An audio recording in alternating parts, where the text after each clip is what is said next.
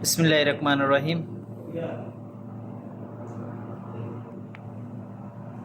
প্রিয় নোয়াখালীবাসী এবং নোয়াখালী ৫ আসন আমাদের প্রিয় মানবিক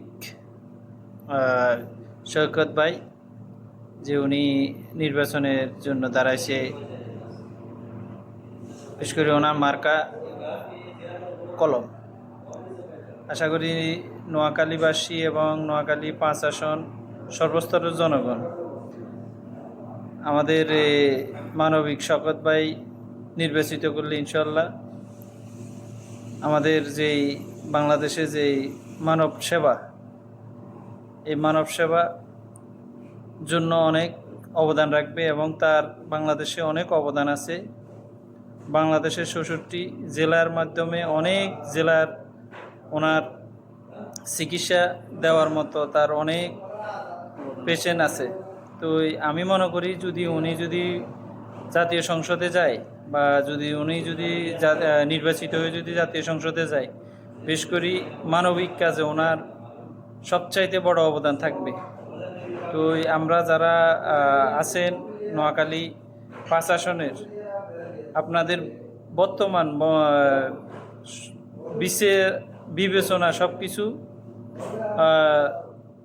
দেখে আপনারা, আমার মনে হইতেছে শওকত ভাইকে নির্বাচিত করাটা সবচাইতে বেটার হবে এবং দেশের জন্য, জাতির জন্য অনেক মঙ্গল হবে।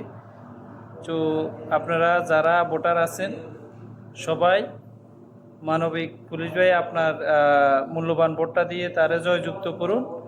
আমাদের প্রবাসীর পক্ষ থেকে ওনার জন্য শুভকামনা রইল এবং ওনার জন্য ভালো কিছু আশা করি।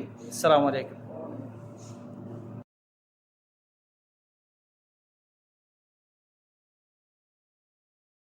আসসালামু আলাইকুম, সবাই কেমন আছেন? নোয়াখালী কোম্পানিগঞ্জ থেকে ৫ আসনের মধ্যে ৫ আসনে মানবিক শওকত ভাই উনি এবার নির্বাচনে দাঁড়াইছে। তো ওনারা সবাই সাপোর্ট করবেন এবং কি ওনাকে সবাই ভোট দিবেন। উনি ভালো একটা মানুষ। যারা সবসময় অনলাইনে অ্যাক্টিভ থাকেন, ফেসবুকে ইউজ করেন, ওনারা সবাই ছিলেন বর্তমানে। তো উনি যাই কয়েক দেশের জন্য, দেশের গরিবের জন্য, গরিবের পাশে দাঁড়াবে। উনি এমন একটা মানুষ, অনেক ভালো একটা মানুষ। আর প্রতিটি জেলার মধ্যে এমন একটা লোক থাকলে বাংলাদেশ অটোমেটিকে উন্নত হয়ে যাবে। প্রবাসী বাইরে এবং কি দেশে, বাংলাদেশের মধ্যে এবং কি এখনো ভালো মানুষ আছে। ভালো মানুষ না থাকলে বাংলাদেশ আরও কত আগে লুটপাট করে খেয়ে ফেলতো। তো আপনাদের কাছে আমার একটা রিকোয়েস্ট, সৈকত ভাইরে আপনারা ভোট দিয়ে নির্বাচিত করবেন।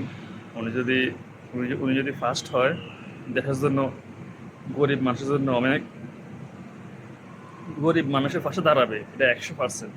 মানে আমি বলতেছি, আমার মন বলতেছে, কারণ আমি ওনার যে ভিডিওগুলো দেখি, সুবহানাল্লাহ। আমি বলি এমন মানুষ বাংলাদেশের প্রতি জেলার মধ্যে থাকুক, প্রতি এলাকায় থাকুক। ওকে, আসসালামু আলাইকুম।